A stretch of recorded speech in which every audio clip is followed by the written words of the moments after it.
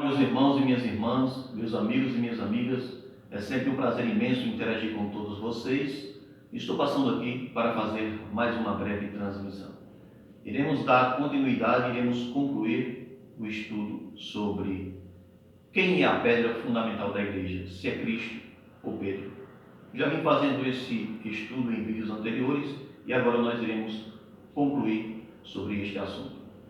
Portanto, eu quero que vocês abram a Bíblia de vocês na Epístola de São Paulo aos Efésios, capítulo 2, do versículo 19 ao 20, que diz: Assim que já não sois estrangeiros nem forasteiros, mas concidadãos dos santos e da família de Deus, edificados sobre o fundamento dos apóstolos e dos profetas, de que Jesus Cristo é a principal pedra de esquina.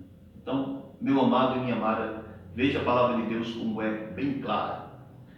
Diz aqui de maneira clara: edificados sobre o fundamento dos apóstolos e dos profetas, de que Jesus Cristo é a principal pedra de esquina. Então, quem é a principal pedra?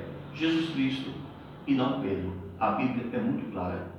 Certo, como eu já tinha explicado em vídeos anteriores, que a palavra Pedro vem do grego Petros, que é oriundo da palavra Petra, que quer dizer rocha. Mas como eu já tinha explicado para vocês, não rocha fundamental, certo? Porque Pedro é pedra por causa do seu caráter grosso, por causa do seu caráter rude. O nome muitas vezes está ligado ao caráter ou então à missão do indivíduo.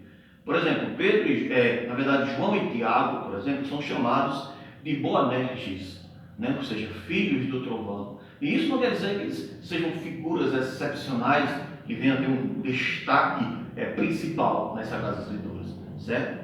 Então, para vocês entenderem, então da mesma forma é Pedro. Não está dizendo que ele é a pedra central ou pedra fundamental, porque a própria Bíblia diz aqui: edificado sobre o fundamento dos apóstolos e dos profetas. Quando é mencionado aqui, edificado sobre o fundamento dos apóstolos, é dito de maneira plural, certo? E não singular. Não somos edificados sobre o fundamento do apóstolo, certo? Ou do apóstolo Pedro, mas dos apóstolos, do qual Jesus Cristo é a principal pedra de esquina. Então, para que nós possamos entender, quando estudamos a história da igreja, nós entendemos que nos primórdios do cristianismo, por exemplo, a igreja era governada por uma pentarquia. O que é uma pentarquia? Por exemplo, quer dizer, é um conjunto. Pentarquia já diz logo, por exemplo, penta, 5 e arquer, que vem de arque, são duas palavras gregas. Quer dizer, 5 governos, ou seja, a igreja era governada por 5 patriarcados, certo? E cada um desses patriarcados foi fundado por um apóstolo, certo? Daí está a sua importância. Por exemplo, a igreja de Roma, a igreja de Jerusalém, a igreja de Antioquia, a igreja de Alexandria e a igreja de Constantinopla. Então, cada bispo desses patriarcados tinha sua própria jurisdição e não interferia nos territórios dos outros, certo? Então, a questão, quando estudamos a história do cristianismo, nós passamos a entender que a questão do primado petrino vai sendo desenvolvido através de uma teologia que vai sendo desenvolvida posteriormente na igreja institucional, ou seja, já como a igreja católica romana quando ela passa a surgir, Por exemplo, nós podemos ver a própria distinção entre bispos e presbíteros é feito por Inácio de Antioquia, no segundo século. Inácio, que foi contemporâneo e discípulo dos apóstolos, ele faz essa distinção. Nós já começamos a perceber as mudanças acontecendo gradativamente. Então, o que acontece? Não podemos negar que Pedro tinha um certo privilégio, nas Sagradas Escrituras. Por exemplo, sempre quando se menciona os 12 apóstolos, o nome de Pedro vem sempre em primeiro lugar. Mas isso não quer dizer que Pedro seja o chefe supremo ou absoluto da igreja. É como, por exemplo, como podemos dizer assim, primus inter pares, como a própria igreja católica ortodoxa também diz. Ou seja, primeiro entre os iguais, certo? Então, ele tem essa preeminência, mas não faz dele o chefe absoluto da igreja, certo? Então, porque o próprio Jesus já mostrou claramente que ele era o maior dos seus discípulos, certo? Ele mesmo disse, né, que um só era o mestre e todos eram irmãos. Então, ele não fez nenhum de seus apóstolos superior aos demais. Então, mas quando estudamos a história do cristianismo, nós percebemos que isso vai mudando gradativamente. Por exemplo, quando estudamos a história do cristianismo, nós percebemos que muitos mártires morreram pela fé em Roma. Roma foi ganhando um certo destaque, né? Por exemplo, Roma foi fundada por Pedro, a igreja de Roma foi fundada por Pedro e Paulo, né?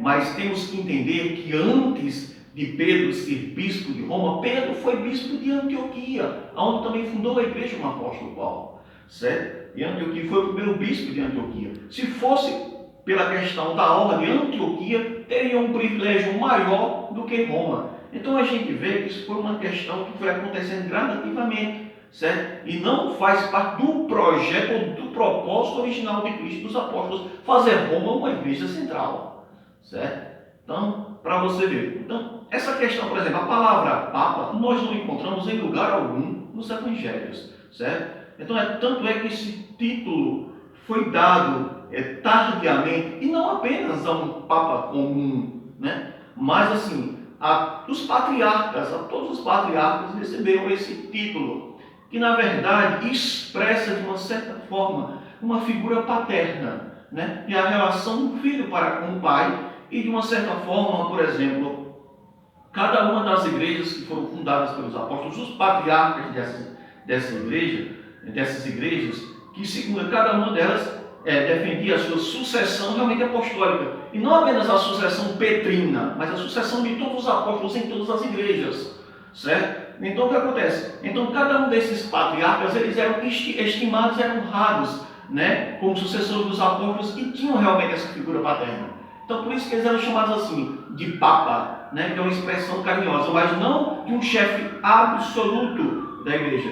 Tanto é que quem outorgou pela primeira vez esse título de bispo universal da igreja foi o Papa Gregório o Grande, né? Então, como nós podemos ver, então, tudo isso é mais voltado mais à questão política, mais interesses próprios de Roma, questões políticas, do que até mesmo questões espirituais ou embasadas nas Sagradas Escrituras. Então, nas Sagradas Escrituras, o fundamento é apenas Jesus Cristo, o fundamento da igreja. Então, quando analisamos aqui na Epístola de Pedro, capítulo 2, primeira Epístola de Pedro, capítulo 2, versículo 5, o próprio Pedro diz: vós também, como pedras vivas, sois edificados, casa espiritual e sacerdócio santo, para oferecer sacrifícios espirituais agradáveis a Deus por Jesus Cristo. Então, todos nós somos pedras vivas, juntamente com Pedro, neste edifício de Deus que é a igreja. Então, Pedro não é a cabeça da igreja, não é o chefe supremo. O chefe da igreja é Jesus Cristo, o cabeça da igreja, é a pedra fundamental. Então, que Deus possa abençoar cada um de vocês, que todos vocês possam crescer na graça e no conhecimento do nosso Senhor e Salvador Jesus Cristo.